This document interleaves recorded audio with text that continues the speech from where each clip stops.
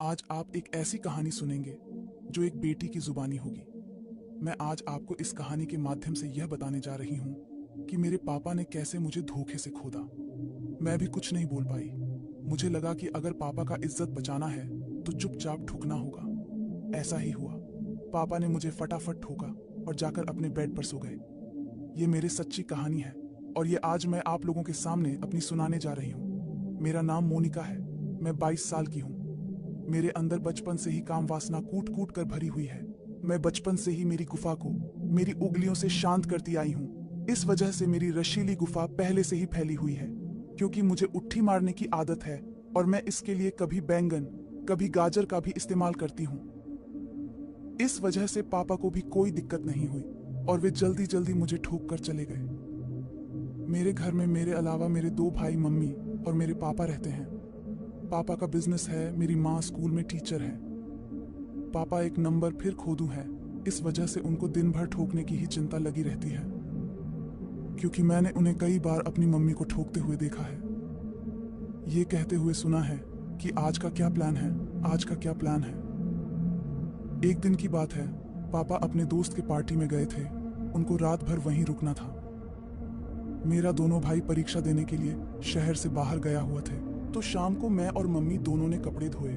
मैंने अपने सारे कपड़े धो दिए थे। इस वजह से मैंने मम्मी का नाइटी पहन ली थी।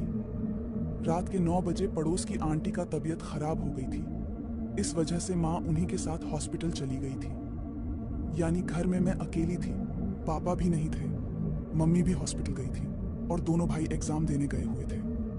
मैन गेट मैंने अंदर से नहीं लगाया था, क्योंकि हो सकता है मम्मी सुबह सुबह जल्दी आ जाए और मैं ना उठ पाऊं तो बाहर उन्हें इंतजार करना पड़ेगा। इस वजह से दरवाजा मैंने खुला ही छोड़ दिया था।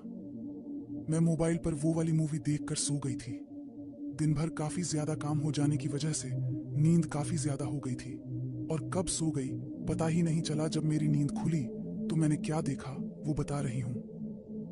अचानक मुझे ऐसा लगा कि किसी ने मेरे पीछे से मेरी चिकनी गुफा में किसी ने अपना घोड़ा घुसा दिया। मैं सिर्फ नाइटी पहनी हुई थी, अंदर कच्छी भी नहीं पहनी थी। उस दिन तो मैंने बॉडी भी नहीं लगाई थी, क्योंकि घर में कोई था नहीं और सारे कपड़े धो दिए थे। मोटा घोड़ा मेरी गुफा के अंदर घुसा हुआ था तो काफी दर्द होने लगा। तभी मुझे शराब की बदबू आने लगी। मैंने जैसे ही पीछे देखने की कोशिश की तो उन्होंने अपना हाथ मेरे मुंह पर रखकर दबा दिया ताकि मैं कुछ बोल ना पाऊं। उन्होंने कहा, चुप हो जाओ मोनिका की मम्मी, वरना मोनिका उठ जाएगी।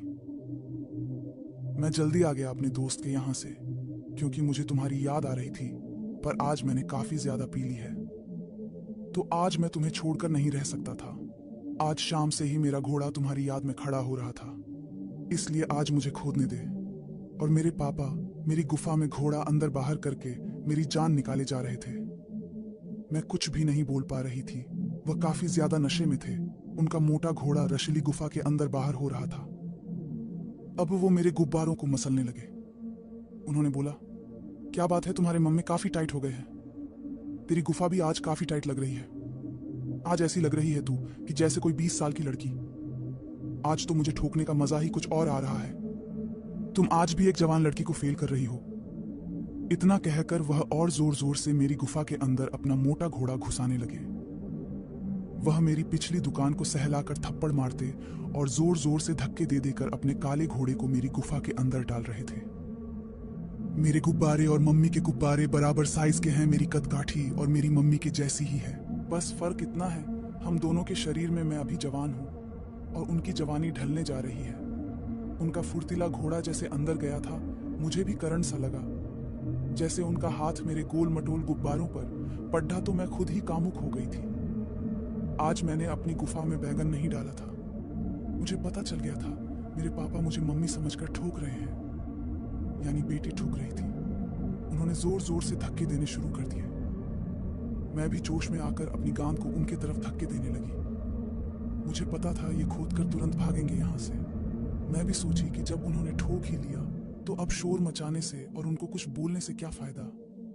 मैं भी मजा ले रही हूँ, ऐसे भी काफी ज्यादा नशे में है पापा, तो इनको पता भी नहीं चल रहा है। ये मम्मी नहीं मैं हूँ। उन्होंने 15 मिनट तक मुझे खोदा और जैसे ही उनका गाढ़ा माल निकलने वाला था, उन्होंने अपने लंबे घोड़े को बाहर निकाला और भागकर अपने कमरे में जाकर सो गए। आधे घंटे बाद में उनके कमरे में जाकर देखने गई, वह खर्राटे लेकर सो रहे थे, यानी उनको कुछ भी होश नहीं था। वह अपनी बेटी को ठोक कर आराम से सो रहे थे। मैं वापस अपने कमरे में आई और अपनी गुफा को रूमाल से साफ किया और आराम से सो गई। फिर मैं सुबह जल्दी उठी और नहाने चली गई। मैंने देखा कि पापा भी उठे हुए थे और सारे घर में मम्मी को ढूंढ रहे थे। मैंने पूछा, पापा क्या देख रहे हो? वो बोले, बेटा तेरी मम्मी को ढूंढ रहा था, पता नहीं सुबह सुबह कहाँ चली गई।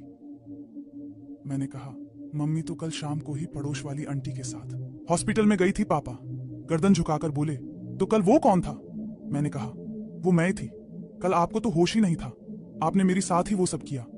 पापा बोले, बेटा मुझे माफ कर दो, मैं नशे में था, पर हाँ तुमने मुझे रोका क्यों नहीं?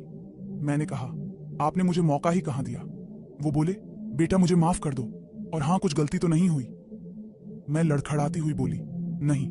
बोले कि कोई बात नहीं बेटी, अब के बाद मैं शराब भी नहीं पीऊंगा, और बाहर जॉगिंग करने चले गए। मैंने अब गर्मा गर्म शावर लिया और सो गई। तो दोस्तों, कैसी लगी आपको आज की कहानी? उम्मीद है पसंद आई होगी। अगर आई हो तो वीडियो को लाइक करके कमेंट में जरूर बताएं।